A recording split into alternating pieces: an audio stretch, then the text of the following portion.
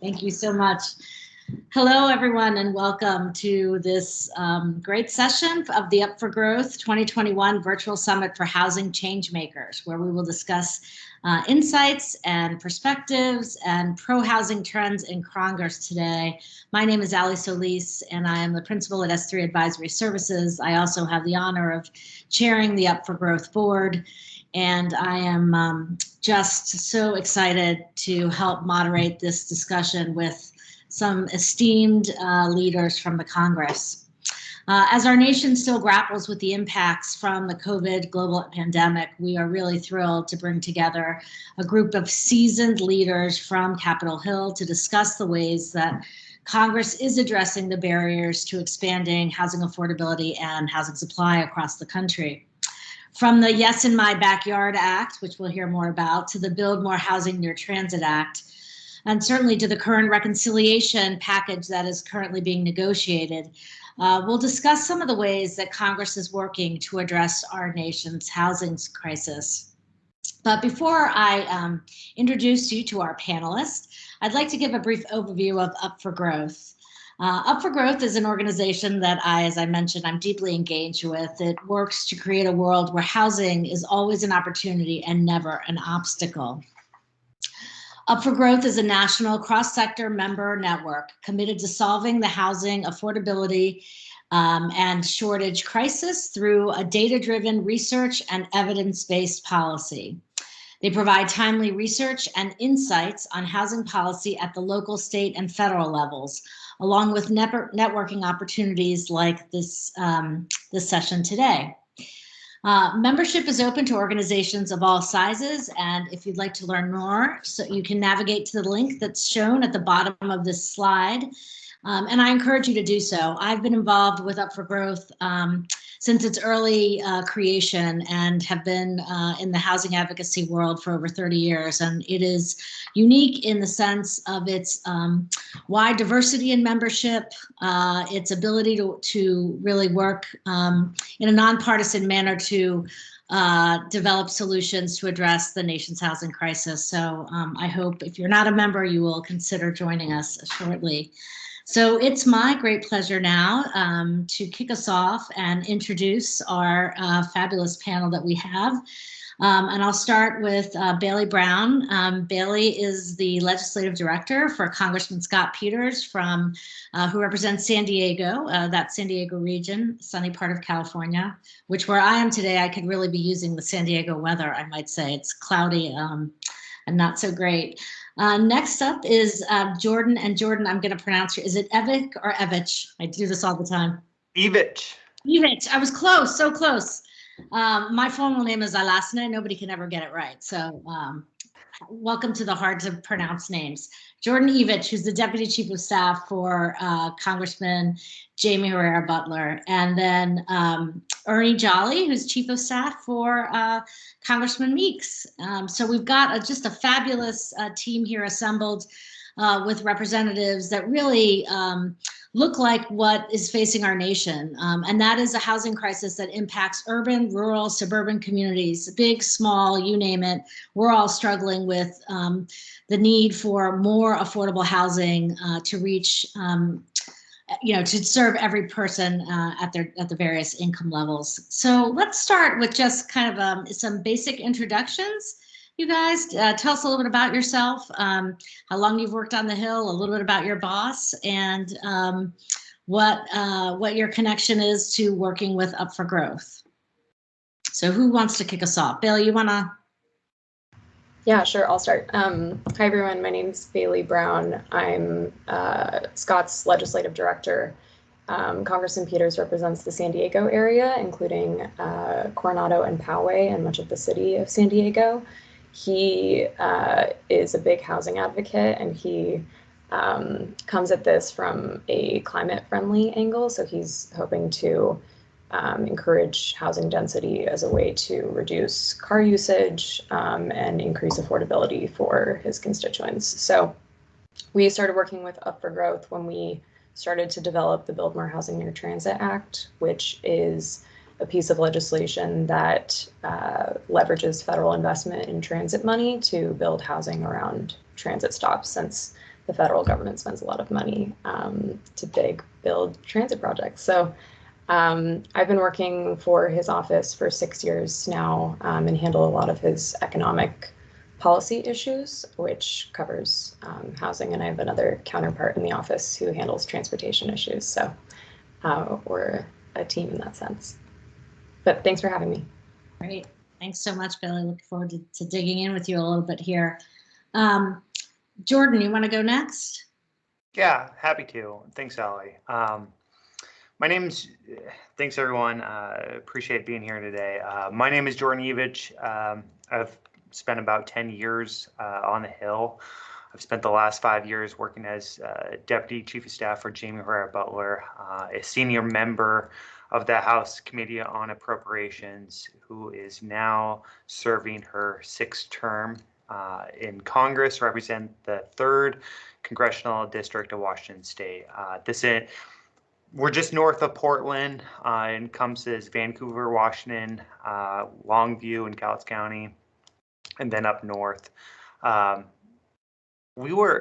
Anyway, as an aside, we also have a little bit of coastline as one of the only Republicans on the West Coast. I've been in this role for a while. It's a great job.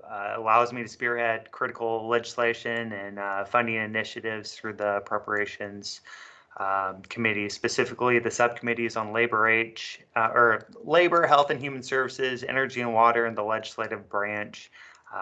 My role allows me to work collaboratively across the political spectrum to drive for solutions. I enjoy working on complex issues and working for my boss, who is result-driven and hyper-focused on local issues. We became affiliated with Up Through Growth, and appreciate their mission to drive affordability. This is certainly an issue for the district my boss represents in Southwest Washington. And with that, I'll turn it over. Thanks again. Glad to be here. Thanks so much. Appreciate it, Jordan. And finally, Ernie. Hey, good afternoon. Thank you all for this invite to join you all and talk about our housing challenges. I'm Ernie Jolly. I'm the Chief of Staff to Congressman Gregory Meeks. Congressman Meeks is Chairman of the Foreign Affairs Committee, but he's also Senior Member of the Financial Services Committee, a role he takes very seriously given the financial services role in New York and our proximity to the financial center. Congressman Meeks is a product of public housing, so access to affordable rental housing is something that's very important to him. But he also represents the borough where we have a higher rate of home ownership compared to the largest city. He represents Queens, a significant portion of Queens, and Queens County happens to be the most diverse county in the country. So a number of various minority communities and ethnic enclaves, a large African American population, but also a large amount of homeowners. He often tells a story about how, growing up in public housing, his parents were able to, work with a local lender to eventually, enter the home ownership space, and a lot of that financing, eventually his parents leveraged that to help him go to college. And he talks about housing as not just a matter of, having access to a place to stay, but also having access to the important tool for wealth building. And that's kind of the perspective he comes at it. Looking forward to the conversation. We've been engaged with Up for Growth with respect to the Yes in My Backyard Act, which Mr. Meeks is one of the sponsors. He's also a member of the New Democratic Coalition, which has been a strong advocate for EMB and similar policies. So glad to be a part of this discussion and look forward to hearing folks' questions as well. Thanks so much, Ernie. I know there's another reason I love Congressman Meeks. I was born and raised in Queens. In fact, my parents' first home was in Forest Hills, so completely know that area very well and some of its struggles. Let's start with an easy softball question. So tell me, some of you have talked about this a little bit, but why your bosses who represent such diverse districts across the country, why have they decided to champion housing as a priority policy issue among the many things that they're faced to focus on each day? And whoever wants to start. I'm happy to jump in if that's easy. I'm going to speak specific to the West Coast, but affordability challenges are it's prominent among lowest income renter households. We're seeing a shortage of both rental and the first affordable homes where people are entering the housing market. So it's clear that rising home prices and rents have outpaced income growth in many different areas, especially over the last couple of years. This has led to many policymakers, including my boss, who have believed that something more needs to be done. We're also seeing housing-related implications of COVID-19 and possibly, some of the impacts to the economy. And we're seeing how this impacts U.S. markets and households. That I think, I think the pathway forward is a little bit uncharted, and we're everyone up and down the entire I-5 corridor on the West Coast is impacted. That's something that Baillee's boss's district and my district have in common, that on both sides of the country, both north and south on the I-5 corridor, like, we're experiencing a lot of the same issues. So with that, we've turned to Up for Growth to look for solutions and to work with different folks to try to bring some more affordability to Southwest Washington, and that's one of the reasons why I'm here today, and appreciate the discussion. What about you, Baillee?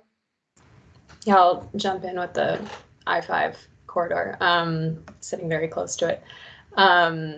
And it runs right through our district. So my boss represents San Diego, as I mentioned, and San Diego is one of the largest cities in the country, suffers from a severe lack of housing supply, which has really driven up costs for folks across all income levels, but particularly hurts the lowest income folks. And my boss really cares about this issue, coming from his past experience as a city council member, and really, being in the weeds on housing issues with zoning and whatnot. And I think he's, seen firsthand kind of what barriers are in place to build housing, and he's really committed to removing those barriers. So both Jordan and Ernie's bosses, who have worked a lot on the YIMBY Act to try to make sure that those discriminatory policies that local cities have set up to exclude people from kind of, where they've been instituted in the past, and trying to rectify that now, I think is really important. And it's important that the federal government take a role in that, even though the federal government historically hasn't really been involved in local zoning issues. I think, so we have the I-5 in our district, and we also have a big transit project called the Mid-Coast Trolley that runs kind of parallel to the I-5, and it connects the northern part of our district in La Jolla and the VA hospital in UC San Diego, and runs to downtown San Diego. It's going to be really great. It's opening up. Some of the stops have opened up, and we have the grand opening in November.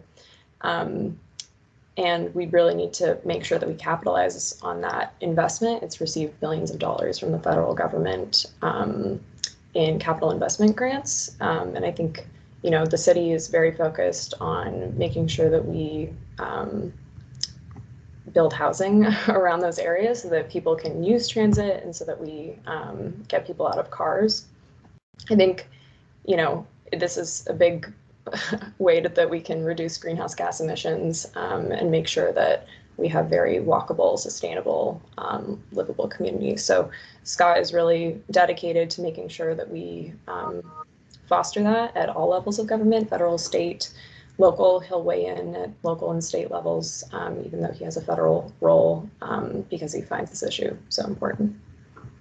That's great, Baillee. And you touched on a couple of things I want to come back to, and that is one of the things that Up for Growth tries to do is sort of look at those intersections, whether it's, you know, housing and transit, which, as you mentioned, we've been really working hard on the Build More Housing Near Transit Act.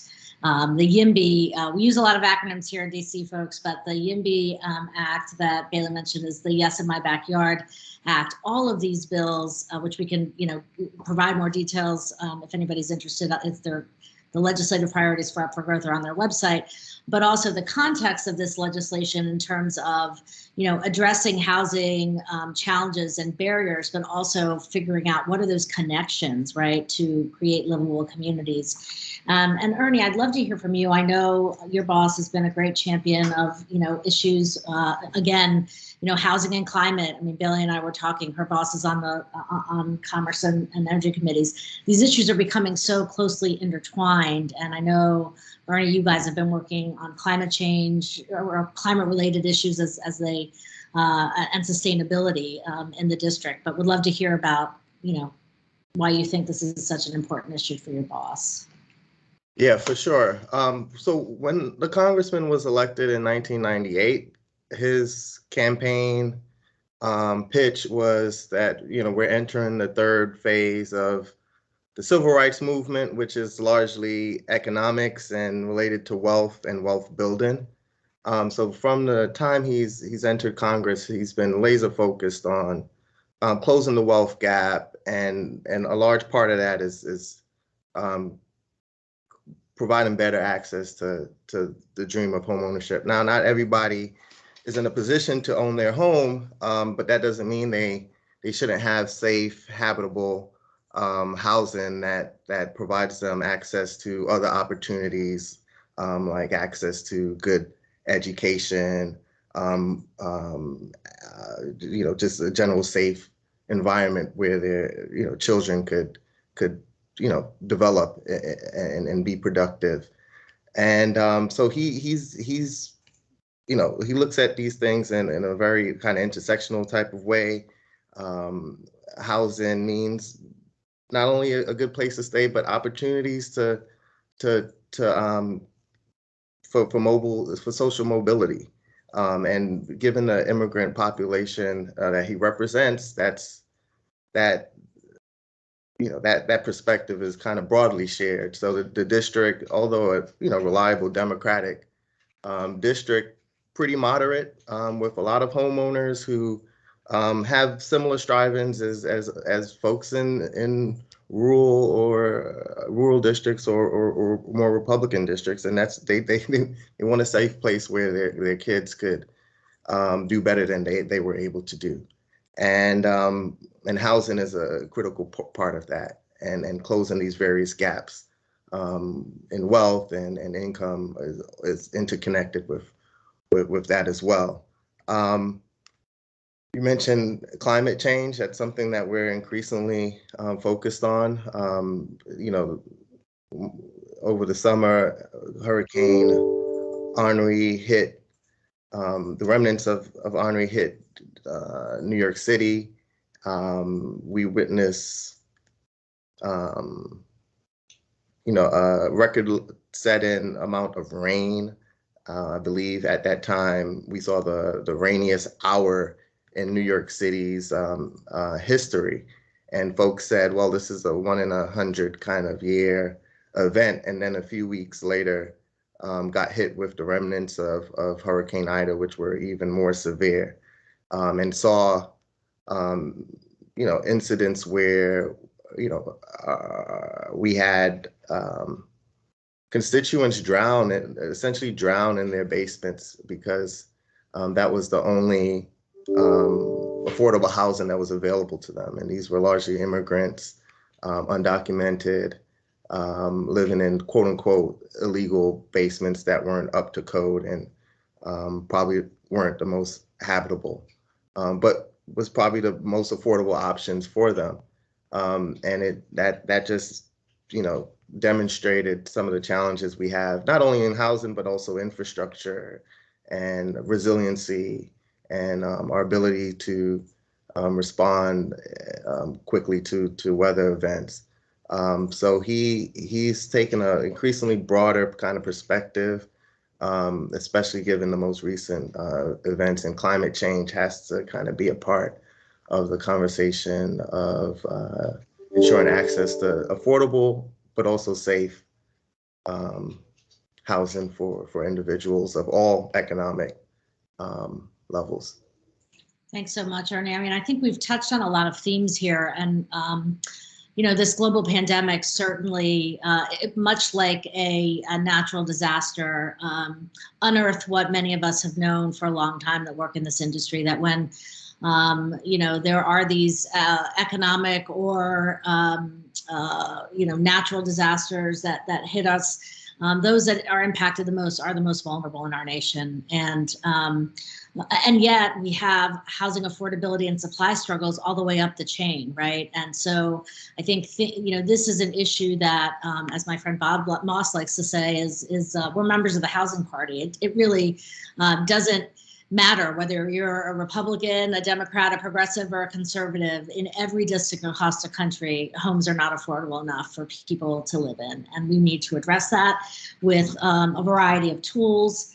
And that is, in fact, what Up for Growth is trying to do. A lot of the barriers to increasing the supply of affordable homes, as you all know, are tied at the local level with some of the zoning and land use challenges. But what we've learned is that there's an important role that the federal government can play in both incentivizing new behaviors and changes, and requiring that if you are going to access and receive federal resources, with which almost every municipality needs at some point, that comes with a commitment that's needed to break down some of these barriers. And so we're thrilled to have all of your bosses involved in creating and endorsing and championing housing legislation that attempts to break down those barriers. So we've got a variety of stakeholders on today's call that represent, a myriad of different industries within the broad housing and community development sector. We are constantly trying to get our member network to engage more with their congressional representatives, to have their voices be heard. And that includes working with, local residents as well as the communities that serve them. Tell us about what stakeholders, community advocates, partners on the ground can do to best weigh in with their congressional delegation. And are there any tips that they should do or tips that they should avoid? We know that you all are, that housing is but one of the many issues you cover. And so what are some tips to help us be the most effective advocates and frankly, to make your jobs easier? Yeah, I could grab that real quickly, but I think something that is often overlooked is how powerful a call to an office can be. I think there's this misconception that when you call an office in Congress, that it's almost like calling a large call center. And that's totally far from the truth. You're calling a staff of 10. So that call is going to penetrate. It's going to get to the folks who are truly the decision makers for the member of Congress. So that call matters. Having an ask matters.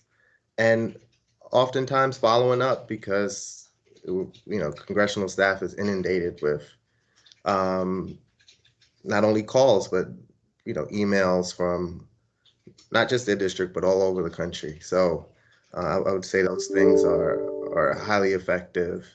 You're not calling a major call center where your call gets lost. You're really calling the people who need to get the message. Thanks, Ernie. What about you, Baillee? Thoughts on key tips?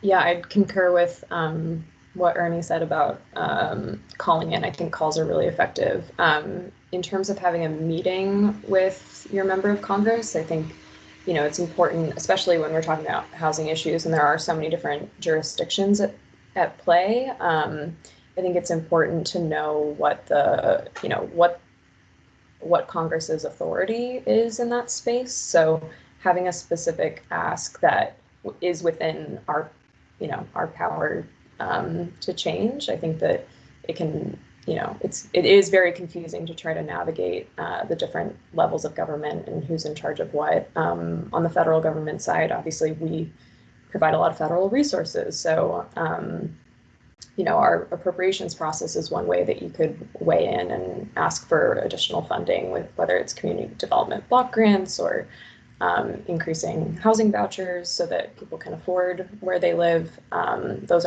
might be examples of asks. And then I would just say keep those asks very specific, whether it's, you know, that you want someone to, you want your member of Congress to co-sponsor a bill or vote a certain way, or even if you're really in the weeds and you have an idea of how to improve a certain bill and want to work with your member of Congress on an amendment or a change that might be beneficial to the district that they're in. I think having a good idea about what the problem is and kind of what your proposed solution is an important frame. Right. Jordan? I completely agree with where Ernie and Baillee are coming from. I would just say, also to just expand on that, you know, it helps just to call and find out which staffer is working on that issue area. Go ahead and, you know, sometimes the best way to connect with them is over email. Like, go ahead and ask. And some, depending on how offices are set up, a lot of, you know, in our, you know, a lot of district offices, they have somebody that's working on issue work. But go ahead, reach out to them. You can meet virtually, you can go grab coffee, whatever. But just offer to be a resource. You know, what Ernie and Baillee said about these offices being small, completely true. Many of these staff are, you know, working on 6, 7 policy areas at any given time. Sometimes we're dealing with fires, and you kind of address the fire that's, you know, burning the biggest and brightest and it's most danger to you at the time. And some things you know, can be on the back burner, so to speak. Being a resource is kind of the best way to be helpful, especially as things come up, knowing who to call. I always joke, but there's, I think, some truth to this. Is my value of being on the Hill with Jaime for the last 10 years comes from knowing who to call and when. And it's always helpful to be that person, you know, someone that like me who can call, bounce ideas off of, and you know, as I'm working through a problem. And certainly things come up, and especially right now where everyone has housing problems in their district, and you know, as federal government has largely had a hands-off approach outside of HUD, obviously, but you know, we are looking for ways to improve things, and we want to know what's going on, what policies are impacting people, and what we can do to help. But you know, you can't necessarily just rely on me being an expert doing a bunch of homework, you know, at night. It's helpful to reach out and kind of make some of these things known and offer to be a resource and kind of go from there. And also, you know, things take time here. You know, there's a lot of headlines. Don't get discouraged. It's, again, build a relationship with your member of Congress. even if you may not align with them politically. You'd be surprised. You can enact a little bit of change just building a relationship. I think that's a great point, Jordan. And just to build on some of the things I heard and to capture and to restate for some folks that are new here, do your homework, right? Before so you know who you're meeting with, you're up to speed, be clear on what your ask is or what questions you might have, what recommendations you might have. Be willing to be a resource. So don't just call when when the fire is burning and you need the member to make a decision now, but be an ongoing resource. I mean, one of the things that we like to remind folks is that politics are all local, and the best way to get your member to understand what is happening in their community is to get them out to see what's what the work you're working on or what some of the issues are. We've been working on some infrastructure related issues, and to see firsthand what those communities' needs are. It's one thing to read about a water sewer system. It's another to see the sinkholes in people's backyards and what it means to their quality of life. So getting your members out during those during their recesses and connecting in with the district staff. So as you mentioned, Jordan, some district staff have issue-related staffers. That is, there may be a housing specialist that works in the congressperson's district. And then they also have Washington staff. So building that relationship, being the go-to person in your local community when an issue comes up and they want to test what's happening in the district or how this will impact, you want to be on that staffer's call list to call. And so it's a given. It's a two-way street in terms of relationship building here, and I think that's really important. And just like you would do if you're a nonprofit working on a funder, you want to think about your members of Congress in the same way. These are long-term relationships, and the more you can establish a trusting resource connection there, the better you'll be in terms of long-term. Because as you mentioned, some of these things take years to get enacted. And I appreciate your reminder, because it was one of the things that I started our early conversation about, and that is that headlines today can be discouraging, suggesting that things are so partisan, no work is being done. And I can assure you that these folks are working every day, regardless of what the headlines say, to weigh in on the issues that matter to their boss. So even if it says, this is going to be a Democrat-only bill, that does not mean you should not engage with your Republican delegation, because believe me, they are weighing in on the things that matter, even if they can't politically vote for them. So, small things like that, I think, are really great reminders. Well, so speaking of that, which is a good segue into this next issue of bipartisanship, I know we have at Up for Growth have bipartisan support on all of our priority legislation and the signature bills that we're working on. Talk about how you all work across the aisle and why bipartisanship, whether it's around introducing bills or getting co-signers onto legislation, why does that matter when it seems like so much is done in closed doors, behind the scene, at the 11th hour, decisions are made? Give us some insight into the sausage making process that goes on and why bipartisanship really matters.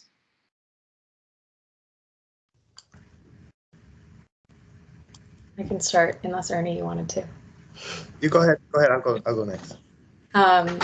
So for Congressman Peters, it's a huge priority for him to introduce bipartisan legislation. Always has been. He's always prioritized working with diverse sets of people. I think he will always tell people that you can always find something in common to work with someone on. And he's part of lots of different bipartisan working groups and the Problem Solvers Caucus to socialize these ideas. And I think the reason why it's so important for a variety of different reasons. But one, where we represent Republicans and Democrats and independents. So it's important to demonstrate that you can work together on issues that aren't necessarily hyper-partisan. I would say housing is certainly one of those issues that people in both parties care a lot about. They might have different solutions but think that there's a better way to get from A to B, but it's important to demonstrate that there's a wide base of support to other members of Congress who may not necessarily think of housing as their top issue. It's also important, just politically speaking, like Congress right now, the House is controlled by Democrats, but it may not always be controlled by Democrats. So having a bipartisan pair ensures that depending on, who controls different chambers of Congress, that it kind of always remains a priority no matter who's in charge. So that's important because a lot of these issues, they do take years to advocate for. We first introduced Build More Housing Near Transit Act last Congress, still working on it this Congress. It's bipartisan, a lot of people care about it, but you kind of have to keep the drumbeat up over a long period of time, and that can be frustrating because Congress, has so many other things to, on its to-do list, and so I think just, keeping it bipartisan is really important for all of those reasons. Sure. Yeah, to add on that, I think bipartisanship is important because it's most times the only way to really get sustainable policy changes enacted, because our government was structured in a way to give those in the minority a meaningful role in the process. It was structured that way. So bipartisanship, as a result, is just necessary to put forth policies that are going to sustain the test of time. You could jam things through, and that often happens on both sides of the aisle, but that could easily be reversed, with the changing of power, and this place is largely cyclical. So it's only inevitable that, if you jam things through, most times it's hard to have that policy just sustain the test of time, unless it's very popular and it's hard for the other party to reverse course. But generally speaking, just because how our founders structured this government, to get anything done in a meaningful way that's sustainable, you're going to need to engage those who disagree with you, and that's how it should be. Agreed, Ernie. How about you, Jordan? Any thoughts on bipartisanship? Yeah,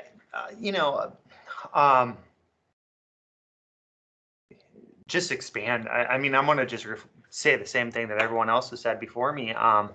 We don't. We're a Republican from the Pacific Northwest. If we couldn't work with Democrats, we'd probably not. Anyway, we've what we can agree on strengthens us, and we certainly work together. To move things along. I will say, separate from the headlines of everything you see, people build relationships here, and it's just knowing each other. There's always opportunities to work together, and we've worked with, my boss has worked with everyone from Congressman Massey to Pramila Jayapal from Seattle, and there's a lot of things that we can all find. You can always find some common ground to work on issues, especially things that are impacting everyone's district, such as housing. And then separate from the headlines, you also have the suspension calendar, and suspension calendars are the bills that go on the suspension calendar. Is you can get 2/3 of that. They're bills that we can agree on. 2/3 of the House are going to vote in the affirmative. And somebody correct me if I'm wrong, but I think I remember the Yes in My Backyard Act passing last Congress on the suspension calendar. And he wouldn't do that if a bill like that to pass on the suspension calendar just shows the strength of its co-sponsors and the leads, like Congressman Meeks and Congressman Peters, or Scott Peters. So, it's, we're, as much as we love to beat each other up in the press, there's still a lot of good work that's still happening behind the scenes in a bipartisan manner. And, it's always important to, things can still happen here. Things can still move ahead, and it's always easier to do that in a bipartisan manner. And with that, I kind of rambled a little bit, but with that, I'll turn it back over. Thanks, Jordan. No, I think it's important. And actually, you used, we talked about, so this Washington, D.C. is a world of acronyms and things that to the outside world don't make a lot of sense. But these are really important tips. So suspension calendar is a way to sort of expedite, get legislation moved. And what Jordan is essentially saying is you can't get onto a suspension calendar unless if there's thorny issues that are going to be raised, they're not going to put a bill on a suspension calendar on a fast track mechanism. It's interesting because I think probably before 6 months ago, people didn't understand reconciliation and parliamentarian rules and what all that means. And I'd be remiss, just given that we're in this moment in time where that is, essentially hitting every headline, not to get into the weeds on the reconciliation bill and the process, but every once in a while, particularly when we have incoming new administrations, when we're as a country trying to heal from this pandemic, there are these once in a lifetime opportunities, which I think we're seeing within, housing, where large numbers of resources, there's a potential to see what we've been fighting for as housing advocates for years, some of those programs be enacted through this process. So any thoughts on ways to engage when it seems like it's happening at a leadership level? How do constituents who are following the tea leaves or reading the tea leaves or following the press headlines on something like reconciliation, it's easy to feel like your voice won't matter. And I think some of you, Ernie in particular, said like we actually pay attention. This isn't a call center request. We are. And those things do make a difference. But anybody want to weigh in just on kind of what's right in front of us with the potential for the Build Back Better reconciliation package and infrastructure more broadly, and as it relates to the signature legislation that Up for Growth is trying to advance and that many of your bosses have supported. So just general thoughts.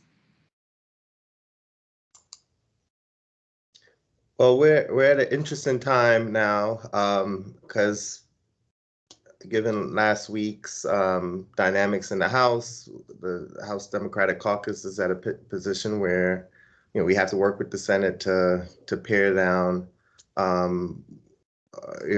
plans for the reconciliation bill, and that could mean a number of different things, whether that's reducing the cost of certain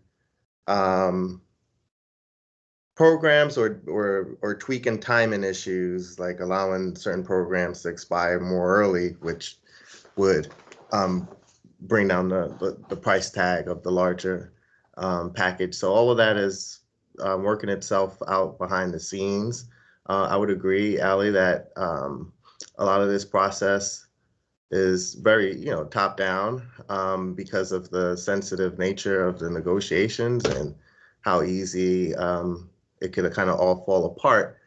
So that those dynamics kind of lend to a more top-down kind of process, which could make it difficult, not only for members of Congress, but also the public to engage. I think those calls still do matter to your member of Congress, but also identifying local organizations that may be active. So, for example, there's a local chapter of the NAACP in a lot of different jurisdictions, and the NAACP has the air of X, Y, and Z member in leadership. So while that call to your member is important, but to penetrate maybe through leadership, you may want to engage with your local branch of the NAACP or some other civic organization that's generally engaged on the reconciliation package. So there's ways in which the public could kind of leverage the resources around them in their communities to kind of get the ear of certain individuals in leadership, for example. Yeah, super helpful. I think local power mapping is really essential as you're establishing, collaborations with partners across the country, across, your sectors. So if somebody may be working on public health, making sure you've identified who are those power brokers in your community that you can go to on a leadership play like we're dealing with right now. Super helpful, Ernie. What about you guys, Jordan or Baillee? So just to kind of bounce off of that, I think, a lot of these decisions are being made at the leadership level, since a lot of the House committees have kind of already done their work in shaping the bill. And I think that's why Up for Growth is, I'm going to make a plug for you, that Up for Growth is really important as a coalition because, having a lot of different members as part of, that all share kind of one common goal and have other priorities within that. I think that that's the whole point of a coalition, is to be able to tap people to say, hey, you represent this really important decision, you are in this important decision makers district, and we would like to ask you to weigh in with this member of Congress. So I think that'll be particularly important to weigh in with with leadership right now, both in the House and the Senate, in terms of or committee chairs or ranking members. I think that there's a shared strength in being able to kind of rely on different members, and that's always helpful. I think from an outside perspective, outside meaning my perspective of what you all are going through. So happy to answer more questions on that, but just wanted to reiterate what Ernie was alluding to. Thanks, Baillee. Any other thoughts, Jordan? No, I would just say that's exactly right. We all rely on our relationships, and stuff like this are all, even the panel today, it's helpful to,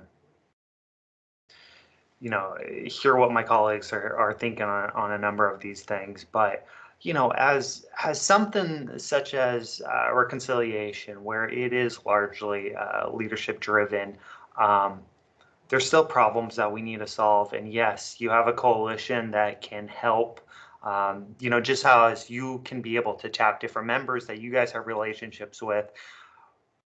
We can also do that too as Republicans. And there are a number of items that we are tracking closely that could potentially be helpful to us.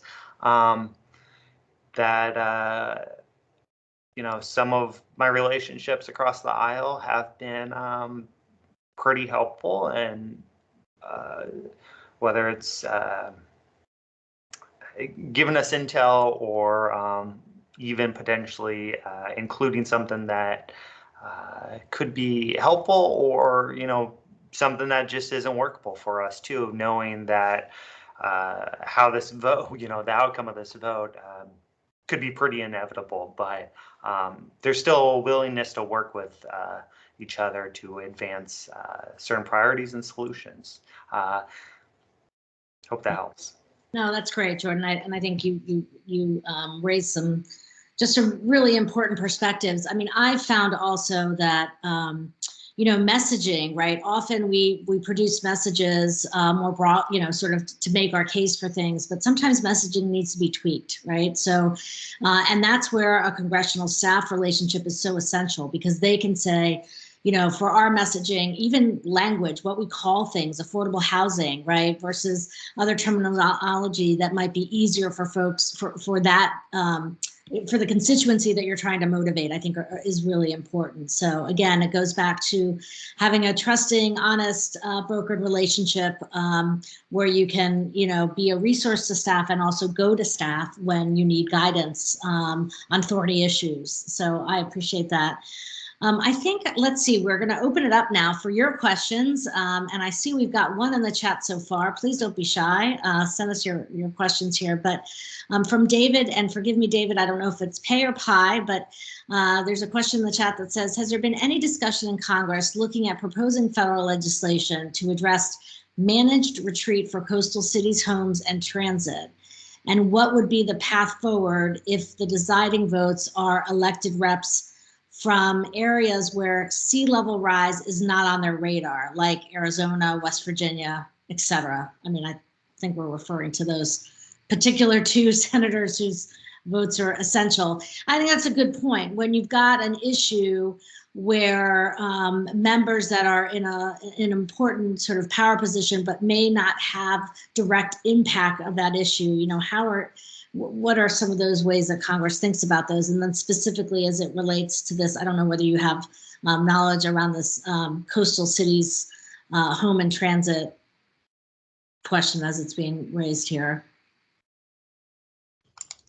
I'm sure there's stuff being explored on the federal level. I don't have, you know, that on top of my head at the moment, but I know, you know, following Ida and Ernie in New York, the city, on the city level in New York City, because so many folks were impacted that weren't even on the coastal communities, and a lot of the deaths we saw were due to these basement apartments. I know the city of New York is exploring ways to get people to safer locations more quickly than they've done in the past because of the intensity of the storms we're seeing more recently. So I think and I think the mayor put out a task force report on this last week,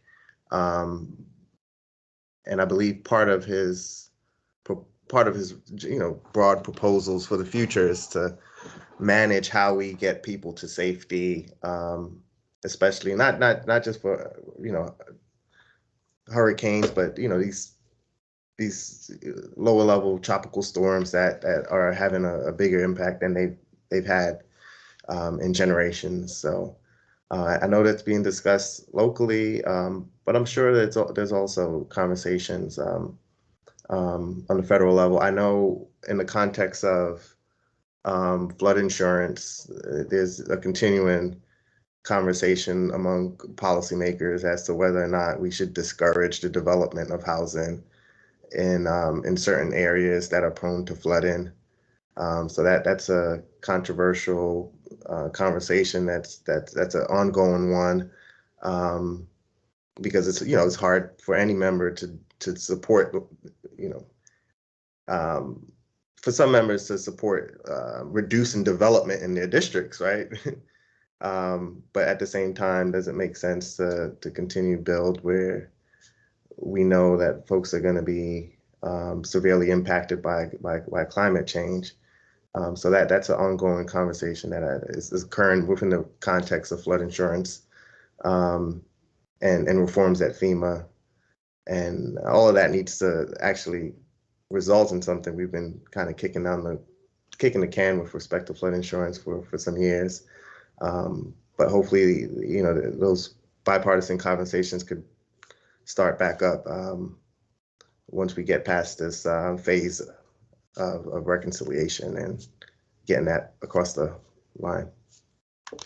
Yeah, no, that's great, Ernie. And I would say that, for some of these most vulnerable areas, one question to ask ourselves is, have we actually invested in the infrastructure to make sure that they can be sustainable, right? So in many of these communities that have been left alone for so many years, it's hard to even argue that had they had actual measures in place to prepare for storms, whether they could have responded better. But yeah, lots of issues here. And one thing we are certain of is that natural disasters will continue, and we need to be better prepared. Our communities need to be better prepared, and we need to be investing smartly for the future. No question about it. Yeah. And one quick point, one silver lining following Ida is that a lot of the areas that were severely impacted by Sandy years ago actually withstood this storm because of the resiliency measures put in place since. But also, this wasn't really a coastal storm, but either way, a lot of these communities did hold up well, including Arverne by the Sea, which also, there was a lot of investments there that helped that community during Sandy. So we know it works in terms of building for changes in the climate and weatherization. We know it works. It's just a matter of policymakers putting the necessary investments and making some of the changes to local laws as well. And part, David, just to answer your question slightly different way, one of the things we do if we're pushing for an issue that may not directly impact the member is to identify other things, other similar crises. So it could be, a flood in West Virginia that has wreaked havoc, or in Arizona, a drought or wildfires, right? So it doesn't necessarily need to match directly up, but the devastation is the same. And, in terms of making your case, whether it's whether it's an area that's may not be subject to sea level rise, I think every place in this country is subject to being impacted by some natural disaster. There's another question here. How will or has each representative, this is from Angela Carranza, how will or has each representative respond to a new legislation passed to aid affordable housing? How would you go about supporting or enforcing these bills? And she adds further, I know California's governor has new housing legislation just recently signed. How would each representative go about having legislation to make a change towards more affordable housing? So maybe just recap what you're already doing in this space for those that don't know. And in the chat, for those that are listening, there's an attachment to some of Up for Growth signature legislation, of which their bosses have signed on, whether that's Build More Housing Near Transit or the Housing Supply and Affordability Act or the Yes in My Backyard Act. They're engaged in some very direct ways now, responding to affordable housing challenges. But I'll let you guys add to that. A quick note on that. I think, a lot of people think that the main accomplishment is signing a bill into law, which certainly is thrilling and really a great accomplishment. But it really doesn't stop there, because, you're totally right that you have to implement it well and make sure that it's working for people. And a lot of that comes down to making sure that the agencies in charge know how, what was the congressional intent behind legislation. And it is, incumbent upon both advocates and members of Congress to hold agencies to that. So one example that Congressman Peters has is we passed legislation at the end of last year as part of the defense bill to allow veterans with other than honorable discharges get access to housing vouchers, the VA supportive housing vouchers, which is really important. And VA is actually still in a process 8 months later, 9 months later to, there's a lot of technical issues around determining veterans' discharge status. And so they're going through a whole legal process to figure that out. So there's a few cities that have been able to start giving housing vouchers to those veterans, but it's a long process. So you kind of have to have patience and kind of what we were talking about earlier with making sure that you continue to follow up and make sure that it's actually going to happen.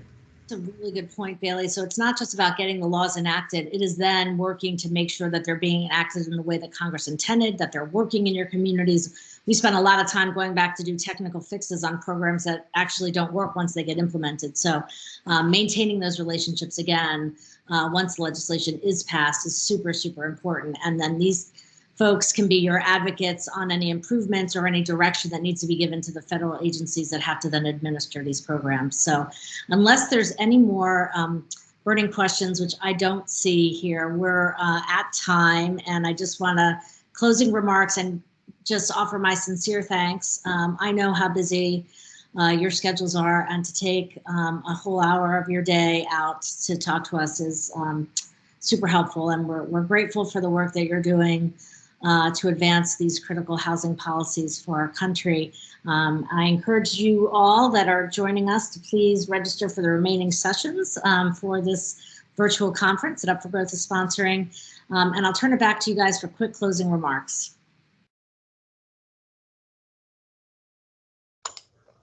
I'll just say thank you all for inviting us. These serve as great opportunities for there to be engagement with the public, but also opportunities for us to get to know each other a little bit better on the Hill. So now, because of this, I know Jordan, and I could reach out to him when a bill idea I have generated. So thank you all for this opportunity. It's very helpful to what we do. Thank you, Ernie. Yeah, thanks y'all. Really appreciate, and please follow up with us if you have any additional questions that we didn't get to. But this was great and nice to chat with the three of you. Thanks. Yeah. Thank you. I really appreciate the invitation. I learned a lot today too. But this was a lot of fun. Hopefully it was useful for other folks as well. And hope to do it again sometime soon. Yes, thank you all so much. Look forward to seeing you guys at the next remaining sessions for the Up for Growth virtual conference. And thanks again for taking the time out. We look forward to continuing the discussion and being a resource to you as you move legislation forward. So thank you very much.